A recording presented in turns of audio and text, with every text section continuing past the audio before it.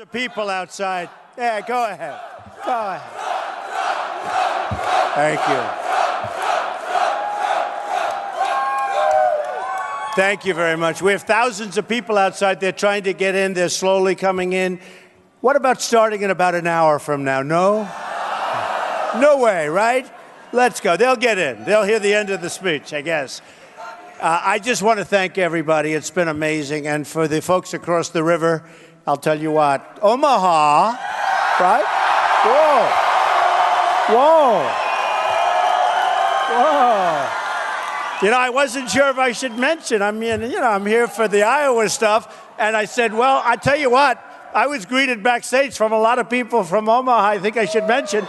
Good. Yeah, good. Well, I just want to thank everybody. It's been really exciting. It's been an amazing thing. I even brought my Bible, the evangelicals, okay? We love the evangelicals. And we're polling so well. This Bible was given to me. I won't tell you the year because it'll start saying, wow, that's a long time ago, right? But this was given to me by my mother when I was very young, going to Sunday school, and that's my mother's writing. It says, to Donald Trump, this is Donald Trump's Bible. That's pretty cool, right? So we love the Bible. It's the best. We love the art of the deal, but the Bible is far, far, far superior, right? Yes. So thank you, everybody. I really appreciate you being here, and it's been an amazing run. It's been an amazing run. We've started on June 16th, and everyone said, he'll never run, he'll never run. You know, he won't run. These genius pundits, right? You know that. And the pundits, but we started on June 16th, the famous escalator ride, coming down with Melania, and there was so much press. And it takes courage to run. You know, when you run for president, it takes courage, especially like I'm not a politician, thank goodness. All talk, no action. All talk, no action. Somebody had to do it. Our country is a mess. We have to straighten it out. And we'll straighten it out. We're going to straighten it out. And we can't go another 4 years, and we certainly can't go another 8 years. We got to straighten it out. We got to do it right now. We owe $19 trillion. $19 trillion. You know, the word trillion, I mean, 10 years ago, did you ever hear the word trillion? We owe $19 trillion. And now these politicians, and I'm talking both sides, they approved that budget the other day. It was a disgrace. That was a total disgrace. And we're going to change things, folks. And we're going to do it, and we're going to do it right. And we're going to be proud of our country again. Right now, we're embarrassed by the people that we send to Washington. And a lot of them, you know, we know where the Democrats are coming from. But we send a lot of the Republicans, and I give them money, and you give them support, and everybody, they go to Washington, they want to do the job, then they get in there, and they vote, let's fund Obamacare. Let's fund Syrians coming in. Who the hell knows who they are? Who knows where they come from? Let's fund them. You saw that the other day. Everything Obama wanted, he got. And he got it like in one day. It was done so fast. If you didn't read the paper that day, you wouldn't even read about it. It was just done like lightning fast. And I say, how does this happen? And somehow these people, they go to Washington, and they're not the same. They campaign, and everything's fine, and you're excited about them. And then they go there, and they just become a regular cog, and they raise their hand, yes, yes, yes. I think they probably feel it's good. They don't have to leave. But they're going to get voted out. People are tired of it. I tell you what, they're tired of it. You know, everywhere I go, it's packed like this. Like, again, outside, thousands of people trying to get in. Every place I go, it's like this. We have the biggest audience by far. Nobody close on either side, by far. And we have, I mean, it's not even a contest. And we had 20,000 in Dallas. We had 35,000 in Mobile, Alabama, 20,000 in Oklahoma. And the only thing that stops us is the size of these arenas. If they were bigger, we'd have more. There's a movement going on which is totally beautiful. It's totally beautiful. People want to see borders. They want to see proper health care, not health care that goes up. Did you see what's going on with your Obamacare stuff? 25, 35, 45% increases. And the deductibles are so high, you're never going to be able to use it anyway. Hopefully you don't need it. But the deductibles are so high, you're never going to be, it's like worthless. You're never going to be able to use it unless you get run over by a tractor made in Japan, a Komatsu. Okay, no, because Caterpillar's got a lot of problems. Japan, as you know, they devalued their currency to such a point. I tell the story. My friend's an excavator. He went out, he bought all Komatsu equipment. He's always bought Caterpillar. And you look at what's happened to Caterpillar stock and all. I mean, I could have predicted it. And this story goes back a year, but he said, I bought Komatsu. And he felt very, very badly because he's always bought Caterpillar. He said, they devalued their currency to such an extent. I owed it to my wife, to my family, to my company, to my employees. I just made this great deal. I said, how's the equipment? He said, it's good. It's not as good as Caterpillar. It's good. And he said, I felt very badly doing it. But that's what's happening. China's doing it big league. But we'll talk about a few of these things tonight. And, I have to do this. And everyone says, why do you talk so much about the polls? I say, because I'm winning, No, right? One of the candidates who's like a 2 said, he's always talking about polls. Well, if I was a 2, I wouldn't be talking about polls, right? So, it was sort of funny. So we had the debate a couple of weeks ago. And so far, they have online polls. Drudge, who's a fantastic guy, by the way. Drudge. We love Drudge. He's great. He loves the country, I want to tell you, but he's done an amazing job. So you have Drudge, and you have Time Magazine, and you have Slate, and you have all these big PBS, and I guess there were 10 or 11 of them. I won every one online, the online polls, who won the debate, right? And I brought that. They just had it done, and I brought it. Drudge, 46%. Now, you got to remember, it's 46% with, 15 people? Another one dropped out today, by the way. You heard that, right? Somebody else dropped out. But there's not much to split up, because he was at 0. No, I always say, let's see, he dropped out, he's got 3. How many of the 3 can we get, the 3%? When they drop out at 0, you just say, let's go on to the next, right? But you have Drudge at 46. You have Time Magazine, 49. This is with all these people on the stage. I mean, one of them's at 58, one of them's at 69. I mean, I'd take 69 with 2 people, let alone 14 and 15 people. But you have Time Magazine at 49. You have Slate at 51. You have U.S. News and World Report, big one. 69% said I won the debate. We're not even into the regular polls yet, folks. PBS, right? PBS, I know nothing about PBS. I do know they're on the liberal side, right? Trump, 69%. No, think of it. I never debated before. Okay, I never did that before. I created jobs and I build things and I do lots of good work. I never debated before. And then they have the Washington Times, very good newspaper, 62%. CBS Philadelphia, 59%. Fox 5 Las Vegas, 62%. I mean, right after one, and then you go and you turn on the television and you watch these guys like George Will, who's a total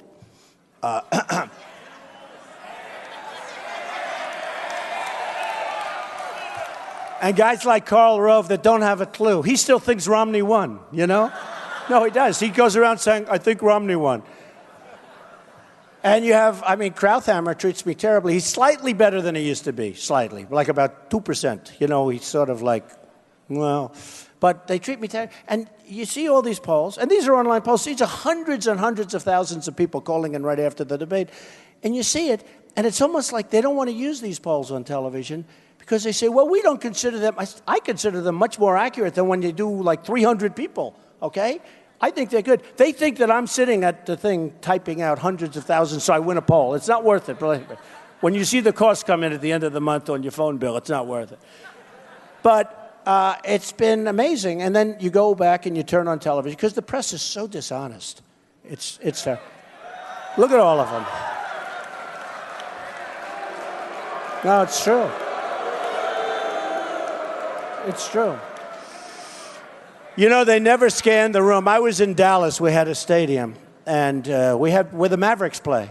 Place was packed, Texas, good place. We're leading in Texas. We're leading in Texas. We're leading in Florida. We're leading all over. But I was in Dallas, and Mark Cuban called, and he said, we could make it available. And it was Thursday when he called. I said, Thursday, when's it available? Monday. I said, how do you fill up? How many seats do you have? Like 20,000.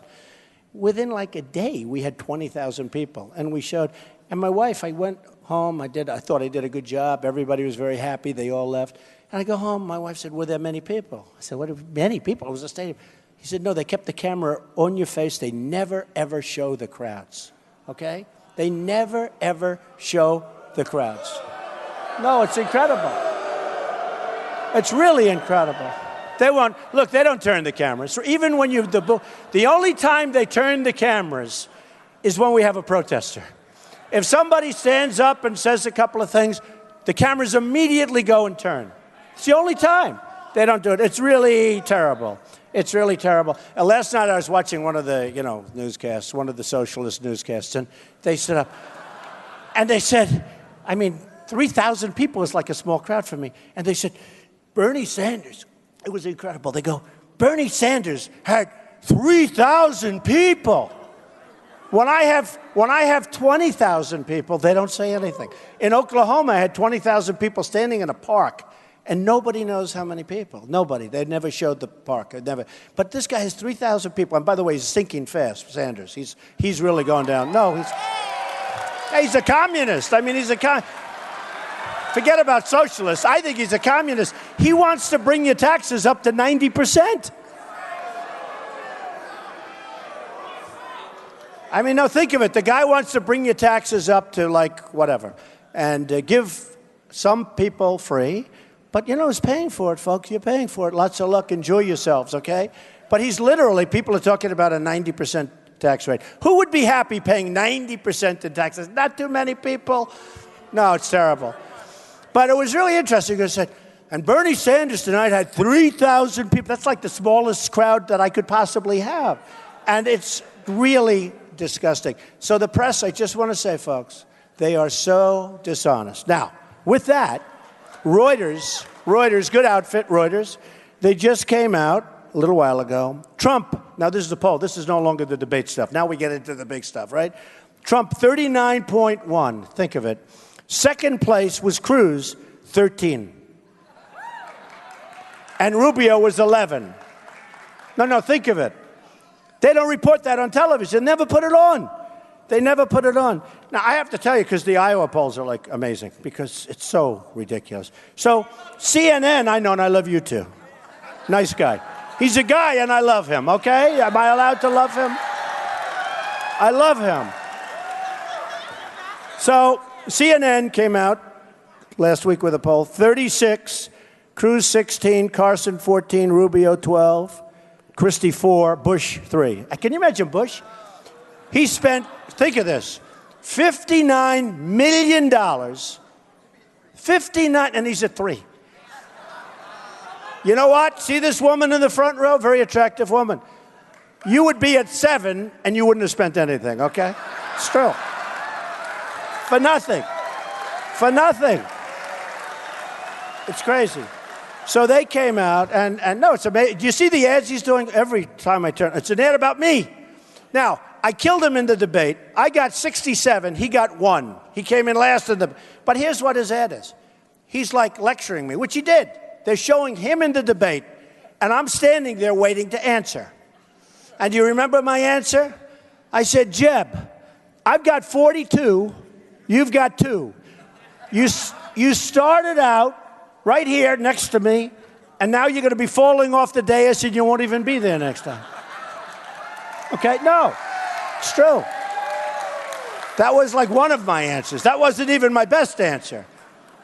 So everybody thought, but they said he was great. Wasn't he brave? He actually spoke to Mr. Trump, and he said that. Wasn't he brave? Oh, he's going to do great with Putin. He's going to do great. I like that Putin called me brilliant. I'll be totally honest. I like it. Hey, maybe he's kidding, I don't know, but I think it's great that he called me that. And I think it's great if Russia and the United States can actually get together. I think it's fine. I think it's fine. You have some of these clowns that over Syria, they want to start World War III. And, then they say, Trump's tone is very harsh. My tone's harsh. They're cutting off heads of Christians. Think of it. And Bush said, and Hillary said, almost the same day, Hillary said, his tone is extremely nasty. My tone. We need a nasty tone. I'll bet we need a nasty tone. No, think of it. I'm suffering where my tone is nasty.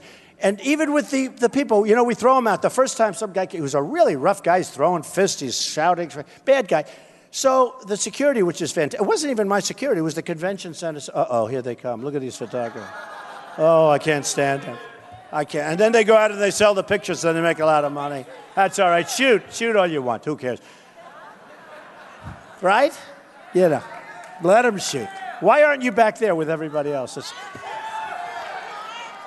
So we have a situation where we're going to do things, and they're saying they've never been done before. I have a call from one of the truly most respected journalists, and he's not on our side of the table from the standpoint he's on the liberal side, to put it mildly, okay? But he's a respected guy. We can respect them too a little bit, right? Not too much. But he called up, and he said, how does it feel? I said, how does what feel? And I don't really know him, met him once. How does it feel? What you've done has never been done before in the history of politics. And I said, what have I done? He said, what you've done, you've changed the whole dialogue. He had a whole nice thing, you know, whole beautiful. You changed the dialogue, you made this, you did that. He said, it's never been done before. I said, let me just tell you something. It doesn't feel anything. Because unless we win, I couldn't care less. And he said, it's really true. It's really true. All matter. He said, no. Even if you don't win, you've really achieved something very, very special. It's incredible, and the whole world is talking about it. CNN said the event of the year. NBC, can you imagine NBC, said the #1 political event, Trump. They had ISIS #2. ISIS 2, and I'm 1. I think ISIS should be #1 because we got to blow him away. I want him to be #1 so we can blow him away. No, we got to blow him away. ISIS was 2. Think of it. ISIS is 2, Trump is 1. I'd actually rather have it the other way because it's going to make us look better when we take care of them. But he said, how does it feel? So then I said to him, look, you know, I appreciate you saying that. It makes me feel good. He said, even if you don't win, what you've done is incredible. I said, no, you're wrong. If I don't win, I would never have done it again. I would wish I didn't waste my time because to me it would have been a big, fat, beautiful waste of time. And I really mean that. I really, really mean that. And they may be talking about it, and if we go and other people win and somebody else gets in, they'll never be able to do what we can do. It's really we. I don't even talk about me because this group of people, whether it's Dallas and whether it's Mobile, Alabama, whether it's Oklahoma, whether it's New Hampshire where the crowds are incredible. Same thing, I just left. I mean, I was in New Hampshire last night. It was an incredible evening. Whether it's South Carolina where we're doing great, North Carolina we're doing great. Nevada, a poll just came in Nevada. It's incredible. I mean, I'm leading with Hispanics, who I love. I employ thousands and thousands of Hispanics. Thousands. I'm leading with African Americans like you wouldn't believe, and I always said that. I mean, I have so many great friends. I'm leading with African Americans. And actually, another poll came out. I'll let you guys read it for yourselves. I don't know if they'll ever report it, but a big one talked about how well I'm doing with African Americans, with Hispanics. I mean, it was like incredible numbers. One of the commentators said, if these numbers are true, they might as well not even hold the election. Trump wins. I'm telling you, we're going to do... And we're going to do great with crossover from Democrats, because you have a lot of Democrats. Look, you have some very good, fine people. They want to see our country succeed. They want to see us be successful. We're going to have tremendous crossover from Democrats. They're going to cross over. They don't want Hillary with the scandals and all of the things. Who wants another 4 years like that? And you know what? One of the magazines said recently, Donald Trump is a world-class businessman, built a great business, and I did. I did my file. That was the other thing. They say, well, maybe he's not as big as people think, so maybe he'll never file, after I announce. First they said I won't announce. Then they said he'll never file Form A, where basically you sign your life away. And I did that. They said, ooh, this is bad. This is not good. You know, these are the pundits that get paid X dollars for sitting there, these great geniuses that don't have a clue. Believe me. Everybody in this room knows more about politics than they do. Everybody. So then they said, well, he announced, he signed his life away, did Form A. Now, well, maybe he'll never file his financials, because my company is massive, right? So, and they said, well, and if he does, he'll ask for delays, and, you know, you're allowed, like, huge extensions into eternity. So you have 30 days. My financials are almost 100 pages long. Most of them are one page. You know, these guys, one page. They're asking for extensions, politicians. One page. They got nothing. They got nothing. They got nothing on them. They can't report the money they stole, so they don't put that on. It's true. No, it's true. It's true. Only the really stupid ones put that down. Some of them probably do it. No, they can't report cash. They can't report green. So anyway, so they have nothing on it. And they said, and they asked for extensions. We had a couple that asked for extensions. And everyone said I was going to ask for extensions. I didn't. I did it, not only did I not, you're given 30 days, and you could have 45-day extensions. I did it before the 30 days. And I had accountants working overtime, almost 100 pages. And it turned out the numbers are much, much bigger and better than anyone knew because I'm a private company. So I own Bank of America building, a big chunk of that. I own so many great things, all the stuff in there. And I built a great company. And they all said, wow, you had to see. They say the office down in Washington, federal elections, was like the reporters were going crazy. All of these people back there were there, I guess, right? They were going crazy. They were all lined up because they wanted to see if Trump was really good. And they found out Trump's really, really good. Those numbers were amazing. You didn't hear a thing about it, right? Can you imagine if those numbers weren't good? It would have been front page story all over. Those numbers were so good and so much better than anybody anticipated. In fact, so good that if I didn't run, I would have filed anyway because I want to brag about how good a company I am. It's true. I would have filed anyway. No, I was going to file anyway because I'll tell you what, until I made that final decision to run, I didn't know. You know, it's really, as I said, it's really a big decision, especially if you're a non-politician. You know, the politicians, they run, they win, they lose, they run. That's all they do is they run. They debate, nobody cares.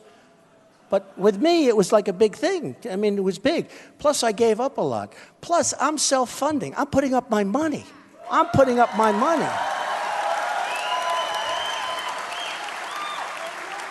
I've had so many people come up to me and say, and it was very interesting because something happened in Iowa that was interesting, but they've come up to me and said, we want to give you $5 million, and especially when you're number one in the polls by a lot.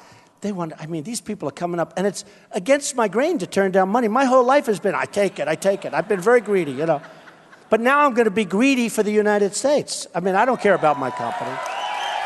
No, I want to be greedy for the United States. But it's hard for me. In fact, okay, so about 4 months ago, I was in Iowa with a group similar to this, great group of people. And I said to them, look, I feel really a little bit foolish, even stupid, like our leaders. And they all said, why? And I said, because so much money is being offered to me, and I keep turning it down. And they applauded. They said, great. I said, let me make a deal with you. Let me take millions and millions of dollars, right? Let me take the money, and I promise you I will not be influenced. I promise you. This is to an Iowa group like 4 months ago. And they stood up. They were booing. Boo, no, don't take. Because they know when you take that money, those people own you. And if it's not, and I'm not even talking in a legal sense, but what they do is they actually own you. You feel morally, you know. And I tell the story all the time about Ford, how they know it's not a good deal for the country. Ford's building a $2.5 billion plant in Mexico. Nabisco now is moving its plant to Mexico. That's why I say Mexico's making so much money. You have to see the trade deficit we have with Mexico. You have to see what we have with China, $500 billion a year with China. Who the hell wants a partner like that? You know, we rebuilt China. We rebuilt China. Japan with the cars, billions and billions and billions of dollars a year. Nobody even knows. They don't even know. They could put out these numbers, $87 billion a year. They have no idea. I mean, they have no idea. It's worse than that. Believe me, if they put it out, it's worse. So when you look at like a Ford, so they're building a plant, $2.5 billion. You know what a $2.5 billion one? That's like a building like this. That's massive. But when you spend $2.5 billion on a plant, that's a big plant, right? So you know all the places that are closing down. In all fairness, mostly in Michigan, where they close places down. In Tennessee, they were going to build a big foreign car company. We were going to build a plant. They were all set to sign, and you know they announced we're not going to go there. We're going to go to Mexico. Mexico is becoming the car capital of the world. You better be careful.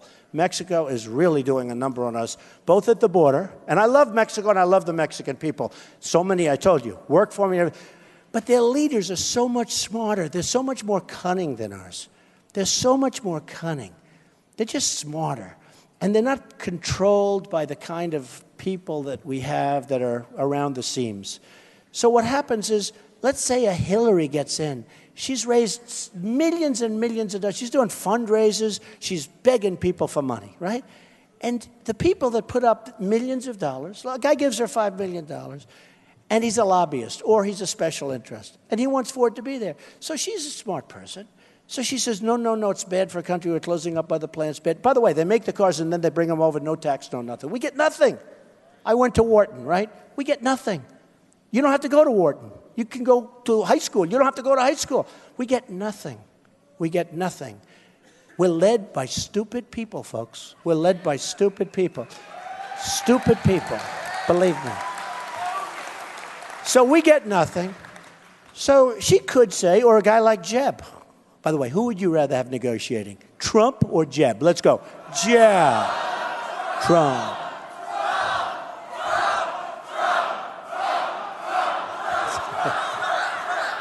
Trust me. Trust me. It will not be close. It will not. So you have a case, and they come in, and they know it's bad because we're losing our jobs, we're closing the factories. So Hillary or Jeb or one of these people, any one of them, every single one of them is taking in a lot of money. They're all going around for fundraising. Every time you call them, where are they? Oh, they're raising money. I'm not doing that. I'm working. I'm running a company while I'm doing this stuff. Can you believe it? I'm running a company. Although I must say, I'm giving it over to Ivanka and Don and Eric and my executives because I'm actually having more fun. I couldn't care less about my company. Somebody said, well, do you have a conflict? I said, I couldn't care less about it. But this is so much bigger in terms of importance, in terms of a life. Who the hell cares about, honestly, really? Does that make sense to people? Who the hell cares about a company? The company's fine. It's making a frickin' fortune, right? No, it's making a lot of money. And it's fine. And Ivanka is great. Does everyone know Ivanka? So Don and Eric, Ivanka, they'll all run it. And I have great executives. I don't care. I won't even care about it. Because I want to take care of China. I want to bring them back. I want to take care of all of these countries that are ripping us so badly. And it would be so much fun for me. And it's not even the fun. Oh, it's so much fun. It's like sport, right? It's like sport. And you know what? They'll like us better. China doesn't like us. Look what they're doing in the South China Sea. They're building a massive island in the middle of the waters. Hey, by the way, you know, we couldn't do that. You know why? We could never get an environmental impact statement approved. I jokingly said to a friend of mine from China, and I have great relationships with China. They gave me millions and millions and millions, tens of millions of dollars, and much more than that, for apartments. I have the largest bank in the world from China is a tenant of mine in one of my buildings. I mean, the largest in the world. They're great. They're fine. But you talk about leaders being smart. What they do to their currency, they just gave the largest devaluation in 2 decades. You know what that is? 2 decades, 20 years. And nobody thought they were going to be able to do it again. They're taking our business. And I say to people, it's the single greatest theft in the history of the world, what China has done to the United States. They're taking our jobs. They're taking our money. They're taking our base. They're destroying what we have. You look. Now, Mexico's a smaller example of it, but it's, you know, happening there. And so many other places. Now you have people leaving. You have companies like Pfizer. You have companies leaving the United States.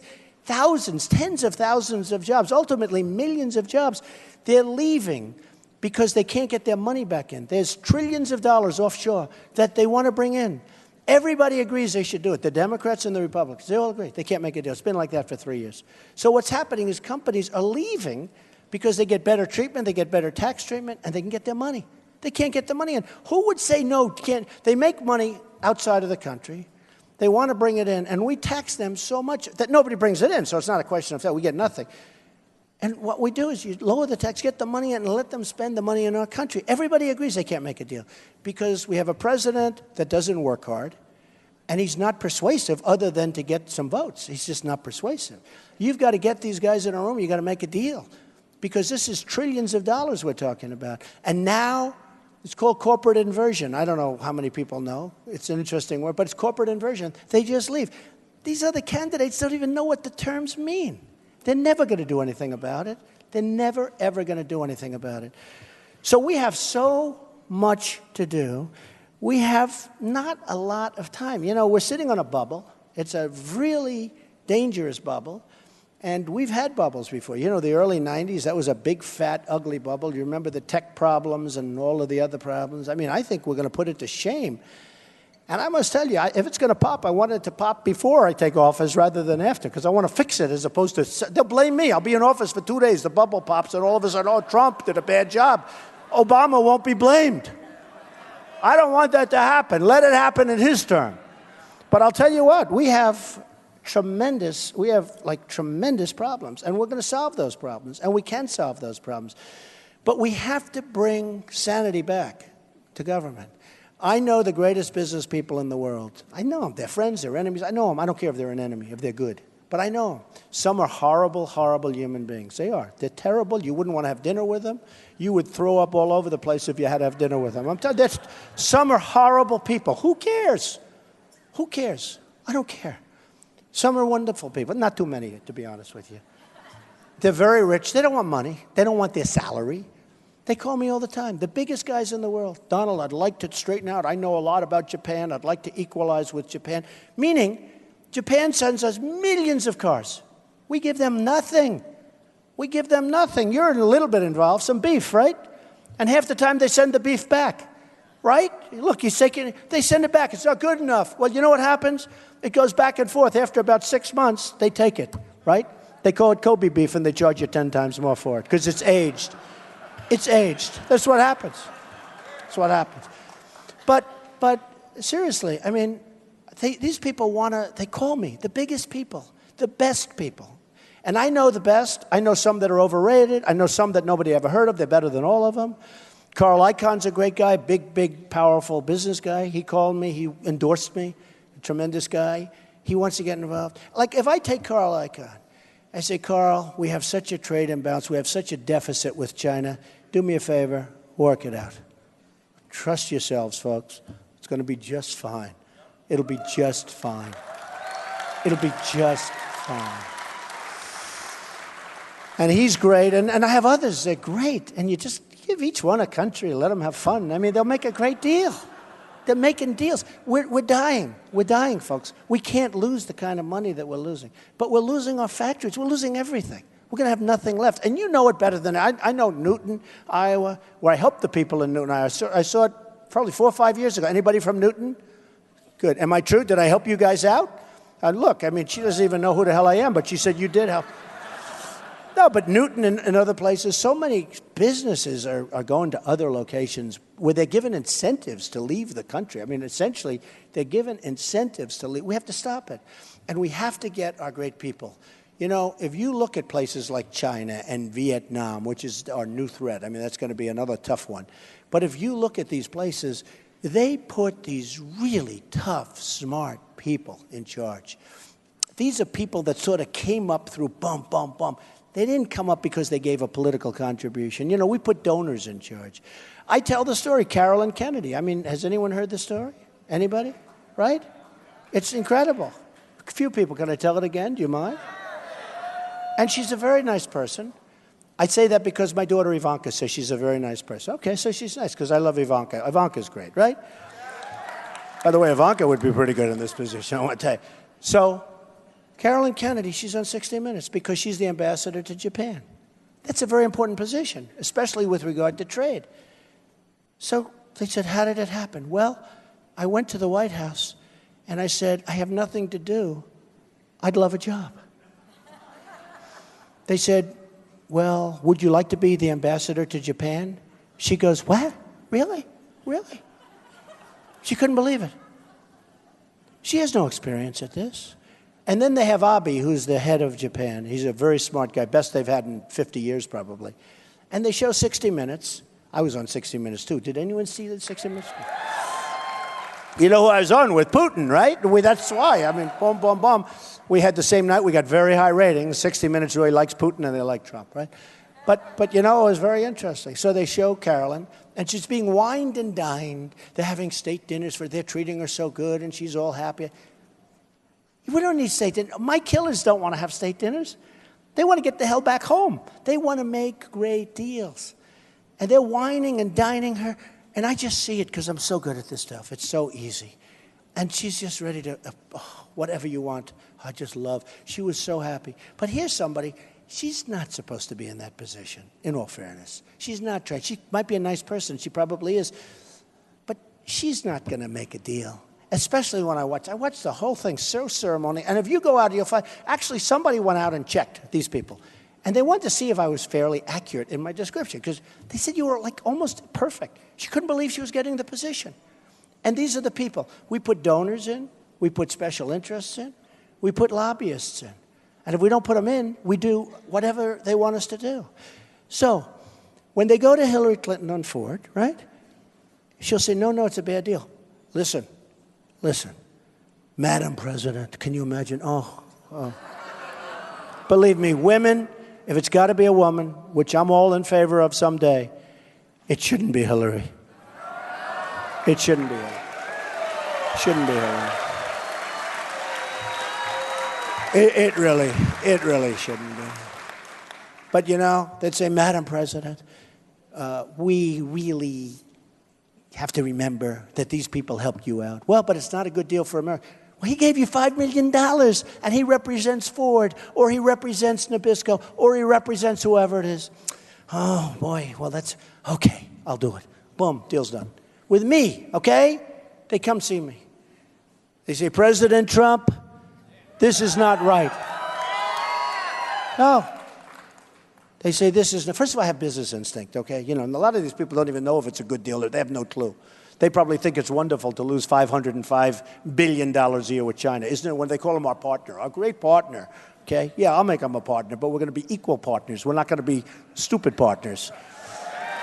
So what happens is they'll come to me, and they'll call me, and I know a lot of these guys. They haven't given me anything because I won't accept anything. And they'll call, they say, you know, lobbyist for Ford or special interests or stockholder or something. They'll say, you know, President, you have to do this. I mean, I say, what's good about it? They move a plant, they close factories, you don't have any Americans working there, then you bring the stuff back. I said, no, I'm not going to do it because I don't know him. I mean, it's like over. I wouldn't even let him come in. I don't want to waste my time with it. I'm not going to be playing golf. I like golf. You know what? Obama goes out for close to 3 weeks to play golf. He's played more golf than members of the PGA Tour. It's true. Think of it. I'm going to be in the White House. You're in the White House. It's a limited period of time. It's this gorgeous place. Yes, smaller than some of my houses, but these are minor details. No. It's a gorgeous, it's the White House. It's so important. Who wants to leave the White House? You're going to be there for a limited, and you have to work. You have to work. There's no work going on. How the hell do you leave for 3 weeks to play golf? And you know the carbon footprint, right? Carbon footprint. Obama says that our single biggest threat is global warming. Not ISIS, not China, not Russia, not North Korea, where we have a maniac with nuclear weapons. You notice he's got nuclear weapons. Nobody talks to him. Iran, worst deal I've ever seen negotiated, by the way. But Iran, at least they don't have them yet. They'll have them shortly because they'll take some of the $150 billion. We don't even get our prisoners back, right? And then they have the right to self-inspect. So, I mean, the deals. So here we go. So they're going to come to me and they're going to say, Mr. President, really, you should do. I say, out, you know, I like you very much. Get out of my office. Forget it. It's over. It's over. And I'll tell you what's going to happen. The head of Ford's going to call, and he's going to make a plea, and I'm going to be extremely respectful because I respect the head of Ford. He's done a great job. For him, he's done a great job. For the company, and I respect that. But we can't let it happen because they're killing us. And he's going to say, Mr. President, you know, we want to move to Mexico. We're going to move the plant. It's going to be wonderful for the United States. I'll say, oh, really? Give me one reason why. He won't be able to answer that question, believe me. And I'm going to say, look, I'm not going to put up with it. And here's what's going to happen. If you move your plant to Mexico, you're going to close plants in Michigan and other places. I am going to charge you a 35% tax every time you make something and bring it into this country. Every single time. Whether it's a car, whether it's a truck, or whether it's parts. Every single time.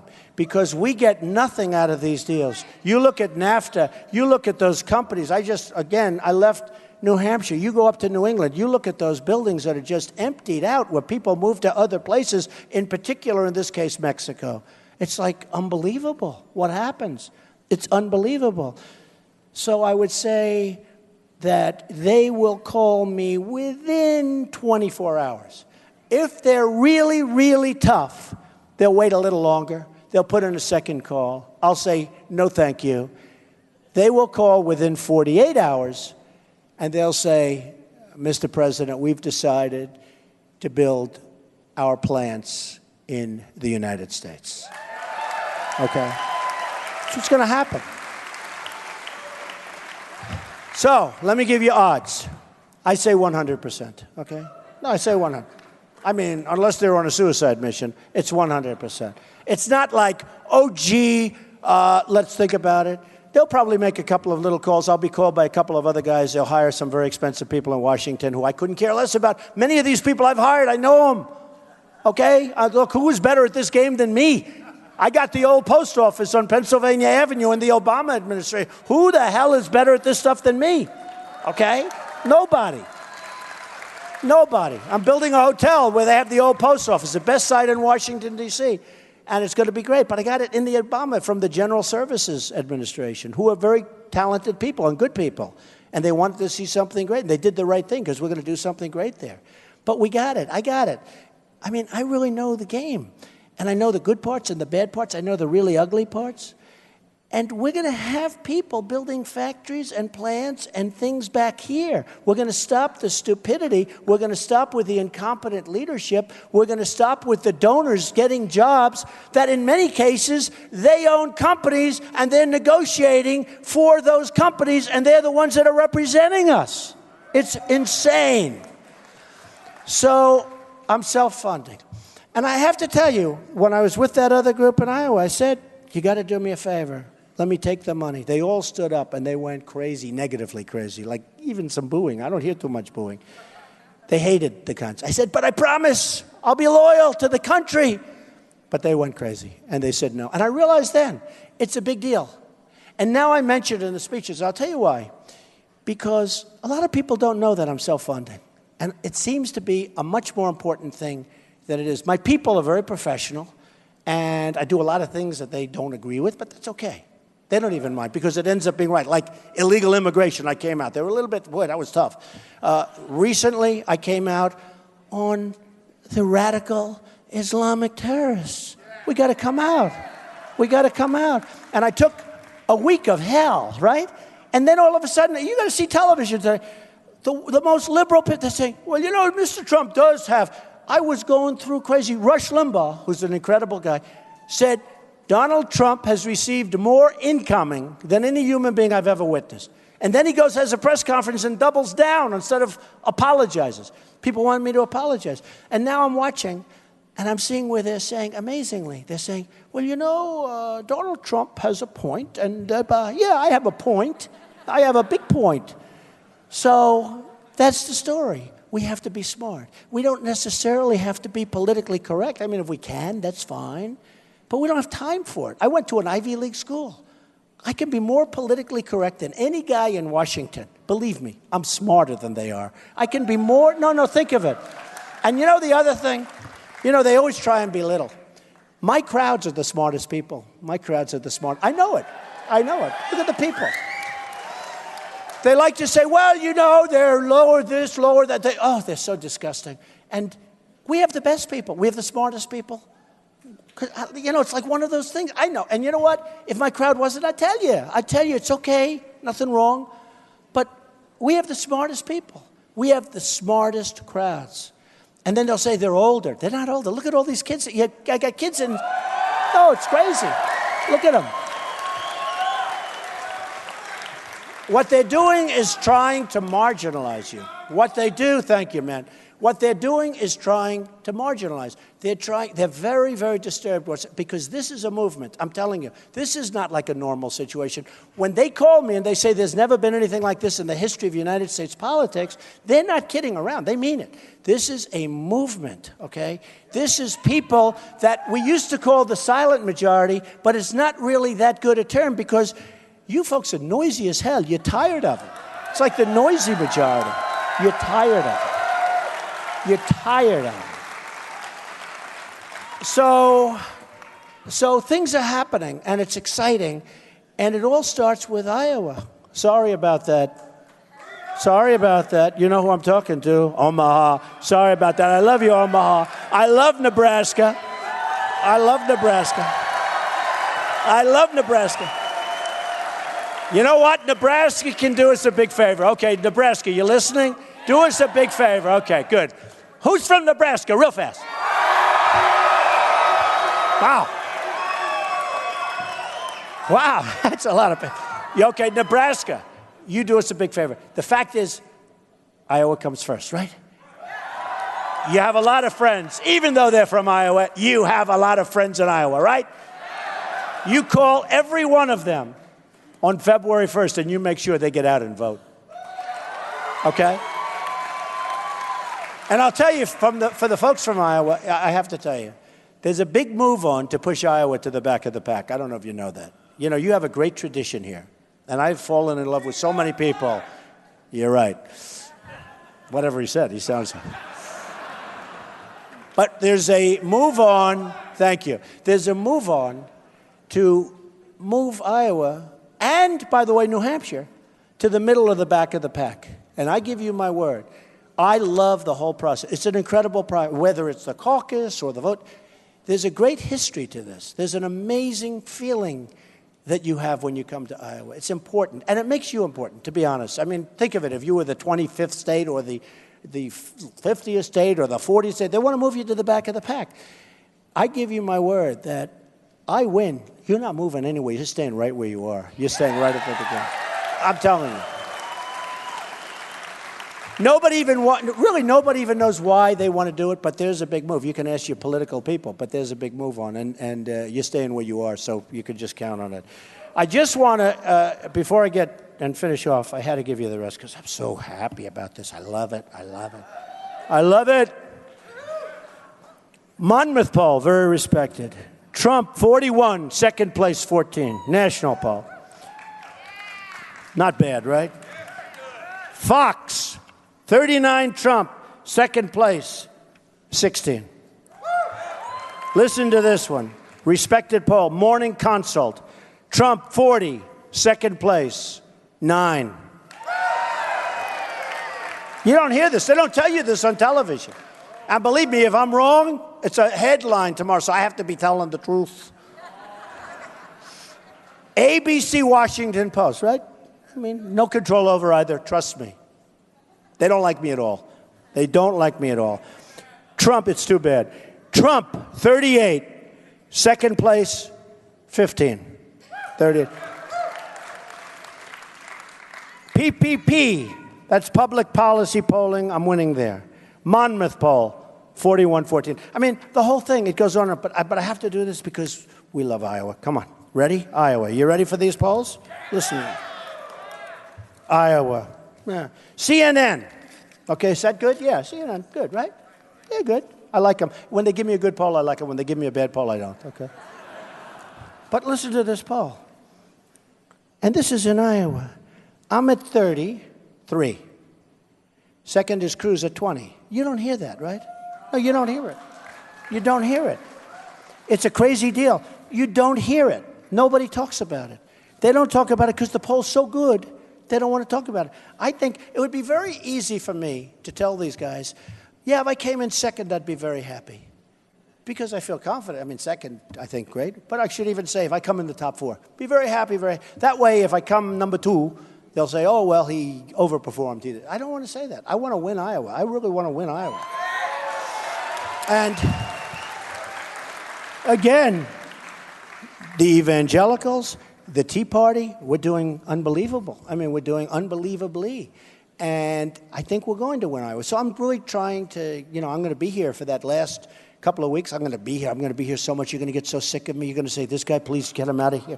Get him out of Iowa. We can't stand him anymore, but I'm going to be here anyway because we have to win.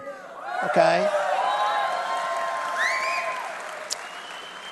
So the other polls likewise have us doing either very close or winning in Iowa. And I think you're really going to see something that's going to be, it's going to surprise people. I may be wrong. And again, I'm setting myself up because they'll show these words. If I come in second by 2 points, they'll say, oh, this was a terrible defeat. Terrible. It's not terrible. I just want to win. I know so many people here. I love the people of Iowa. They have the same values I have, and I want to win it. So we're going to give it our best, okay? And just remember this. Just remember this. You got to remember, in all fairness, to the best of my knowledge, not too many evangelicals come out of Cuba, okay? Just remember that, okay? Just remember. In all fairness, here we are. Just remember that, folks.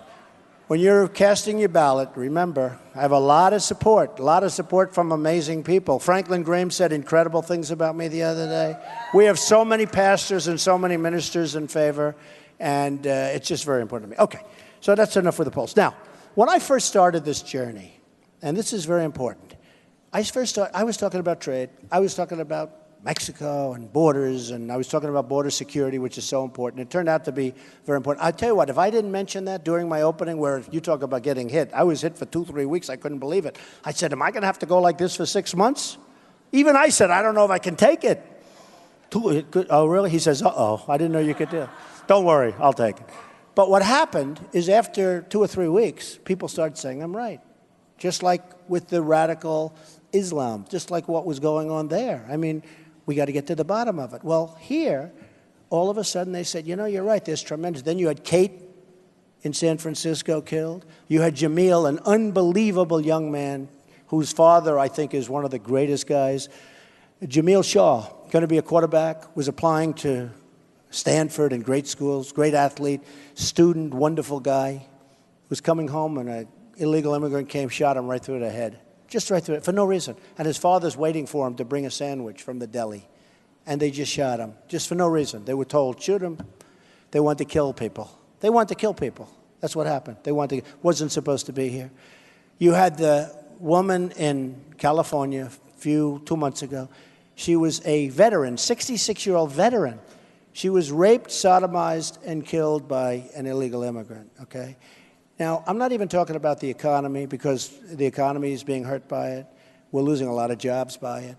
And we can bring people in terms of the grapes and all, because I know all the answers. I know all the questions. I know the answers. And you're going to have some people that, in all fairness, they can't get workers. And we're going to make it. You come in, you got to come in legally. We know all about that.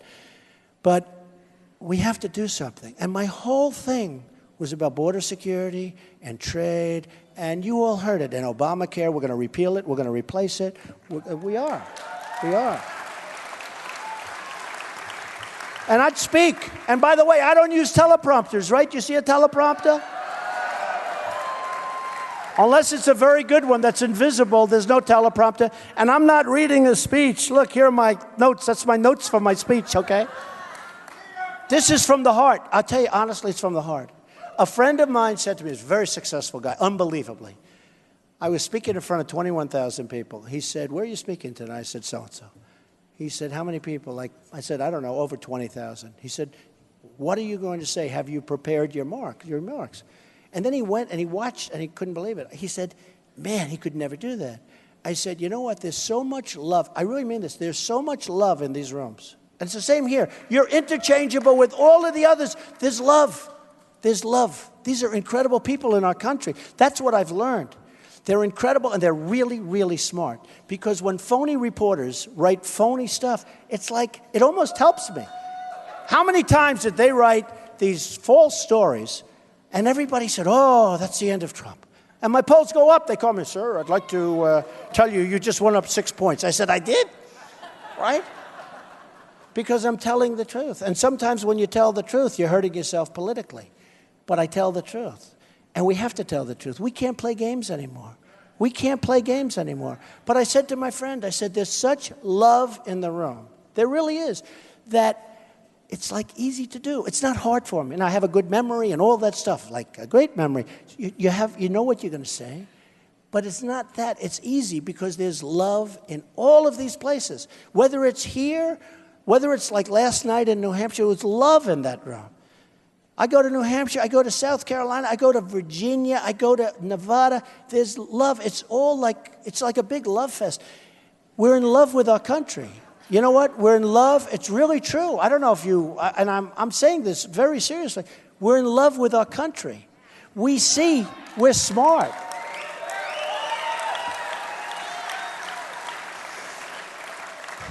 We're in love with our country. And we all have the same thing in mind. And every once in a while, I'll have like a heckler, and they'll take him out of the room. And I'll sometimes be rough, and they'll say he was too rough the next day. Or sometimes I'll be really nice, please don't hurt him. And they'll say, he was very weak. I go, what's wrong? Can't win, right? You saw that. I had one guy who was brutal. And they said, oh, he was so terrible, Trump. He was so nasty and rough. And the next day, I was so nice to some guy who was not nearly as bad, but he was just a heckler. And I was so nice. And they said, well, Trump was very weak in his comments about that. You can't win.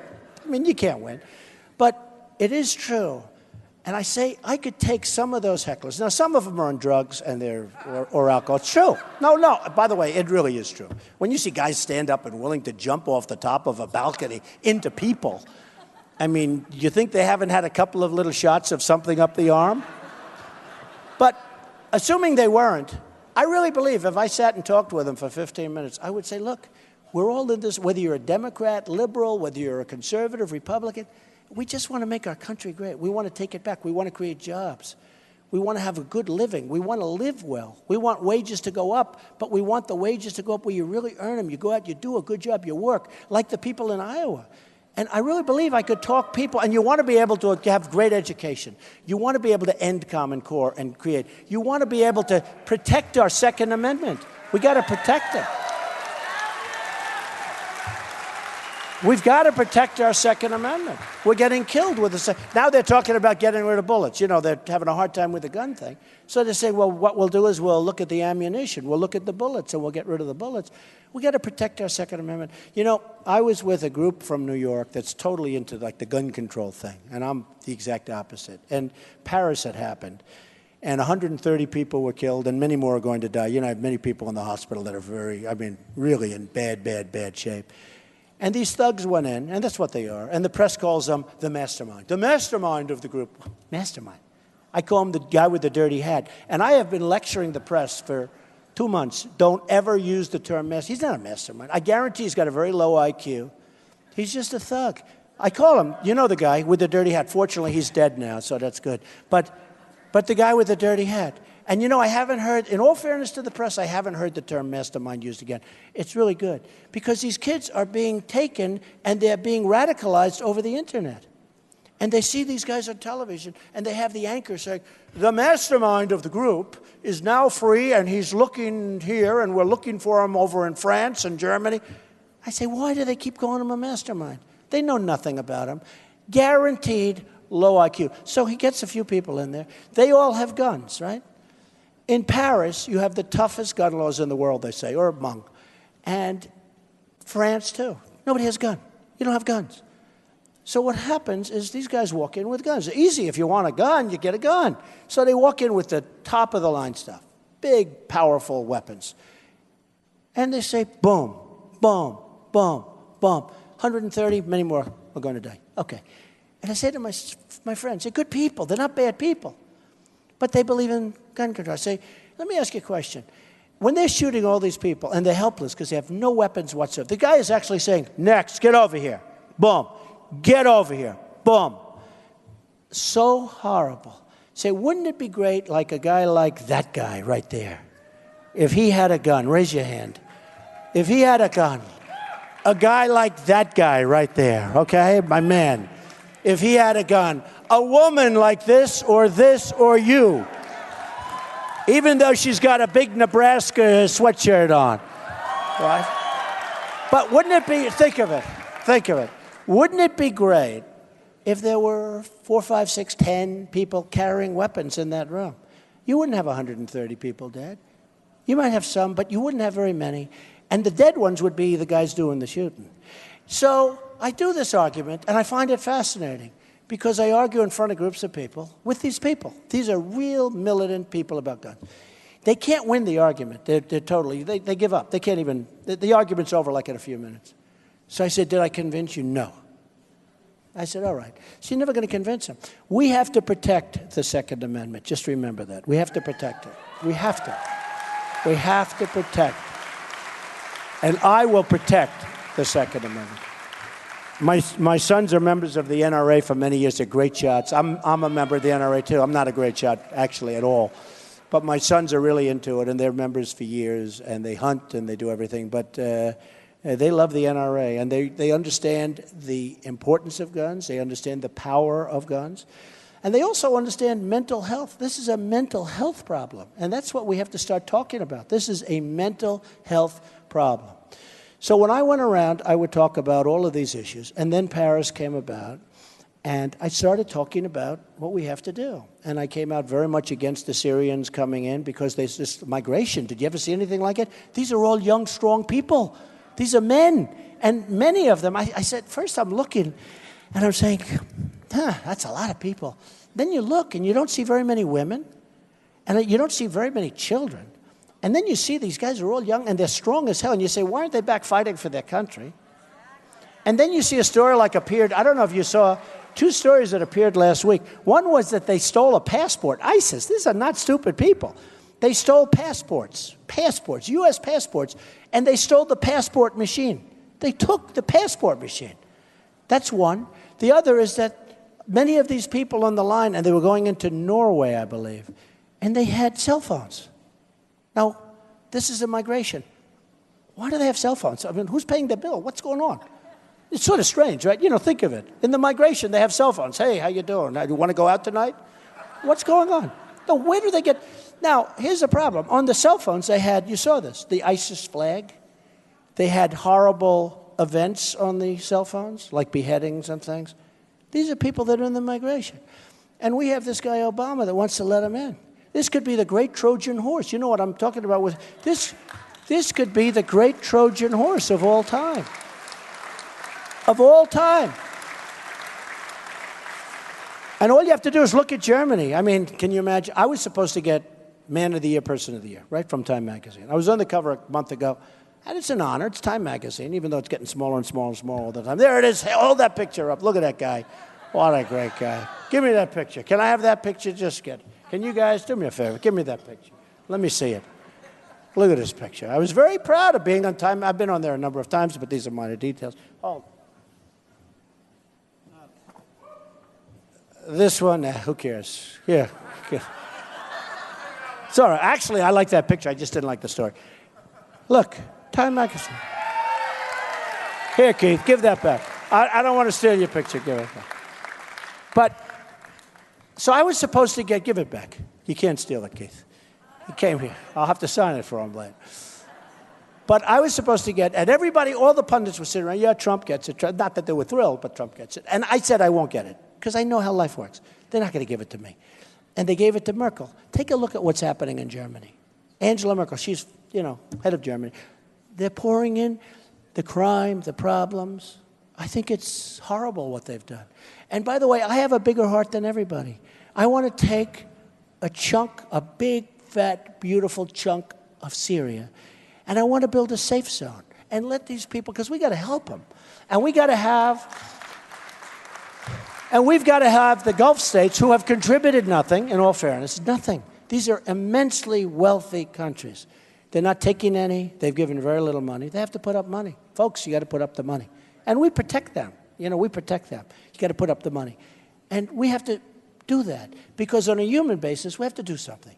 But the one thing I don't want them coming over here. We have enough problems over here. We have people. And, they start off with 10, and then they go to 25. And by the way, in the Democrat debate, I think they mentioned 56 or 66,000 people. They weren't talking about 10,000. You think it's going to stop at 10? It'll never stop, okay? It'll never stop. And then one day we may have a small army in here, or a big army in here. We may have a big army. It's genius. I mean, it's like genius. It's one of the greatest military strategies I've ever heard of. It truly is. It's going to make the old Trojan horse, that's peanuts compared to what they did to our country. We have to be vigilant. We have to be smart.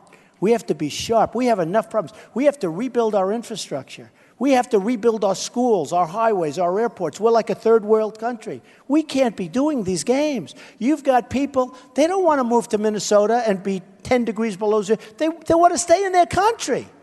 We're shipping these people all over the United States, and local governments, in all fairness, they're powerless to do anything. It's going to end. And everybody that we ship over, if I win, is going back. I'm sorry. No, I'm going back. They're going back. No, they're going back. And it sounds terrible to say, and I hate to say it, but they're going back. We don't know where they came from. There is nobody going to tell me they don't have papers, they don't have documents, they don't have anything. And I watch the experts, and I talk to the experts, and they come up to my office, and I ask them, top police people. They say there's absolutely no way to tell where these people came from. They don't have any documents. They have no documentation whatsoever. And then Obama, if you're from Syria, he takes Christians. You know how many he takes? None. We don't take Christians, right? We take only the Muslims. And you know what? Hey, that's the way it is, okay? But we don't take Christians. Now, the Christians, they're all in trouble over there. It's a hellhole. But the Christians are having their heads cut off. They're having their heads. We don't take the Christians. And if you're Christian, it's almost impossible to get into this country. But if you're Muslim, you can come in. And I have a great relationship with Muslims. I mean, I have many friends. I have friends that call me at a very high level, and they said, thank you, Donald, for what you've done. Because you're right, there is a problem, and we have to solve that problem. These are Muslims calling me. Some aren't so thrilled about it, I'll be honest with you. But these are Muslims that call me at a very high level, and they said, thank you, because you're bringing a problem to the fore. You're talking about something that has to be talked about. We do indeed have to do something. People knew that these two horrible people, she came in on a fiancé permit. Whoever even heard of it? Fiancé permit, some kind of an engagement permit. What the hell is that all about? And she was already radicalized, and whether she radicalized them or whether they were already radicalized. But they knew what was going on. The neighbors knew. They had stuff all over their apartment. They had bombs all over the floor. Nobody knew. So why didn't they call the police? Why didn't they call our great police, which I love? We're going to take care of our police, by the way. But why? These people knew there was something wrong. So I started off talking about trade and Obamacare and all that stuff. Believe me, I can do that stuff so easy. Just trust me, I can do it so easy. You're going to be so happy. At the end of a couple of years, you're going to say, wow, what a difference. It's going to be so good. Just rely. But it really ended up, and then I just see this, that the new CNN poll, ISIS. Who's number one with handling ISIS? Trump, 46%. No, think of it. Because they know I don't mess around. They know these politicians are all talk, no action. It's just all bullshit, okay? It's all bullshit.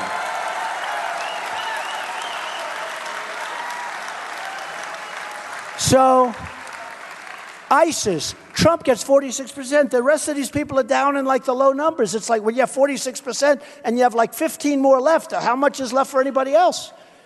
So ISIS, I win. Illegal immigration, Trump, almost 50%. Think of it. Now, in the budget, I get 51%, but we sort of expect that. I'm good at that stuff. And the economy, I get 55%. I blow everyone away. Okay, but we know that.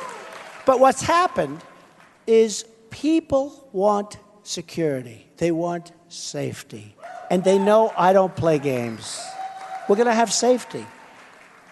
Make our country great again and safe again. People don't feel safe. I'll tell you what, you walk into your big cities now especially, they don't feel safe anymore. They don't feel safe. And they know we have people that shouldn't be in those positions. And they know we have leaders that they don't have it. They don't have it. So when I win this, I'm so honored when I see numbers like that. I'm just honored. And I will tell you, I will do a great job with safety. I'll do a much better job than anybody can do. I'll do a much better job. We're going to look for General Patton. We're going to look for General Douglas MacArthur. We have great people. We have great people.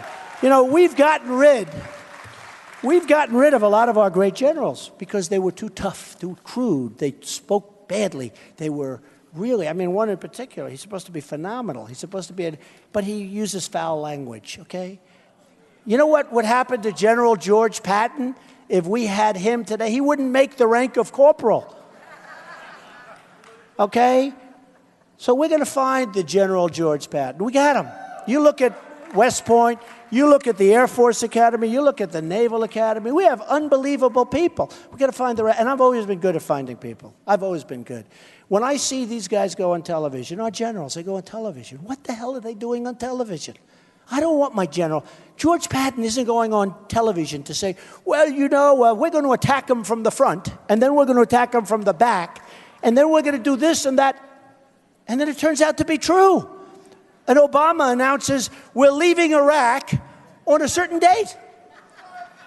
I said, I didn't hear that, did I? We're leaving Iraq. How about that beauty? Now, look, I said we should never be in Iraq, and I always said it. And I'm the most militaristic person. I want to make our military so strong, so powerful, so big, so incredible. But we'll never have to use it. I don't want to use it. But if we do, people are going to know it's going to go over quickly. It's going to be a very, very tough time that they're going to have.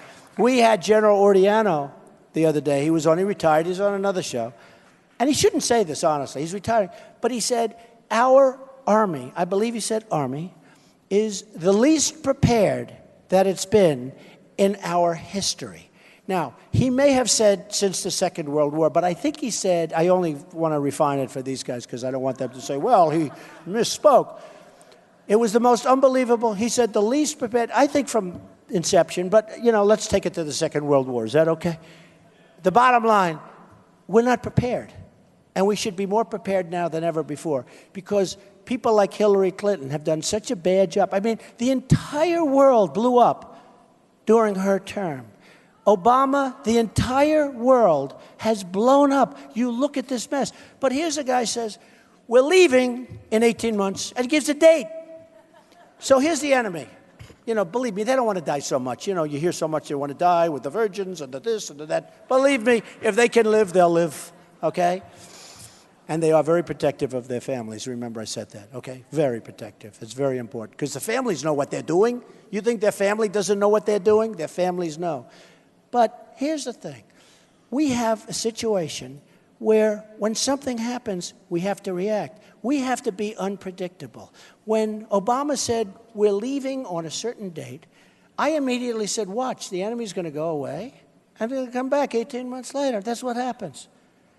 And also, because of the way we did things and because of the fact that these so-called leaders who were corrupt as hell in Iraq shut out a certain segment of the people that was supposed to be a part of the peace, if you call it a peace, or some peace.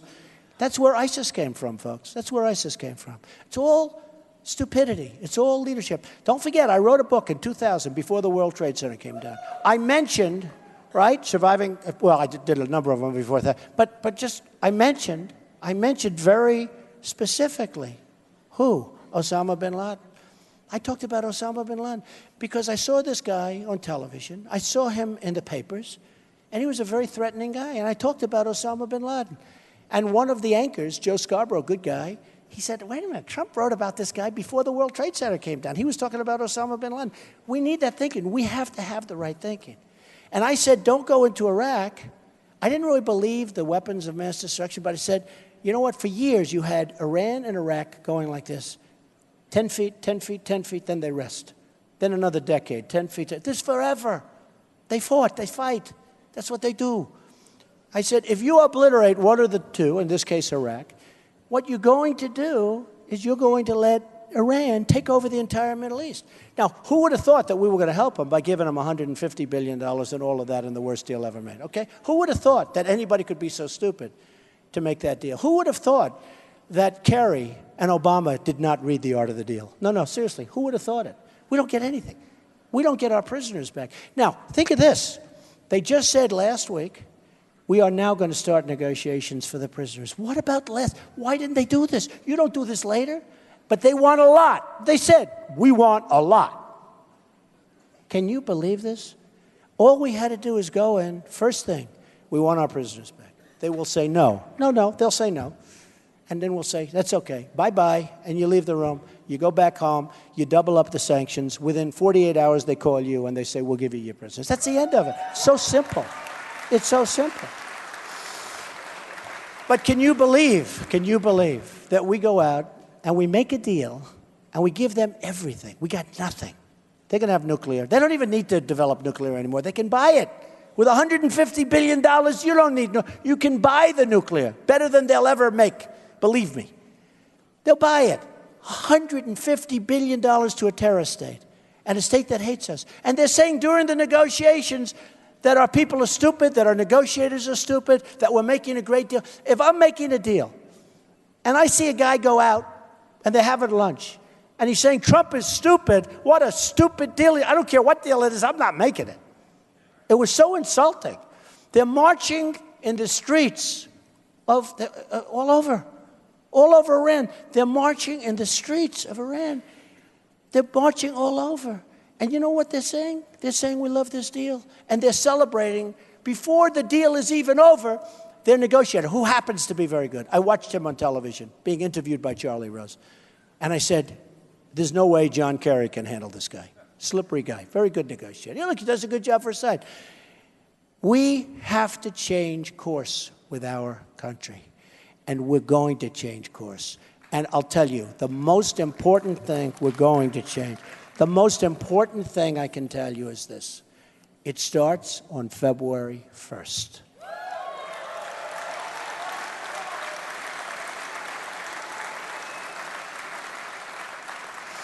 There are so many people back here that say that, you know, Trump gets the biggest rallies by far. But we don't know if those people are going to go caucus. We don't know where they're going to be. We think they're going to sit home, and we this and we that. And they all say, well, I agree that if they actually went out, Trump would win easily, Iowa. I hope that doesn't happen. I really hope that doesn't happen, because I will tell you, you will be so proud of me.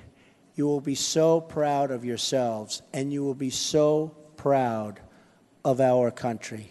We will make our country great again. So February 1st, get out and vote. February 1st. Get out and vote. Thank you. Thank you, everybody. Thank you. Thank you, everybody. Thank you.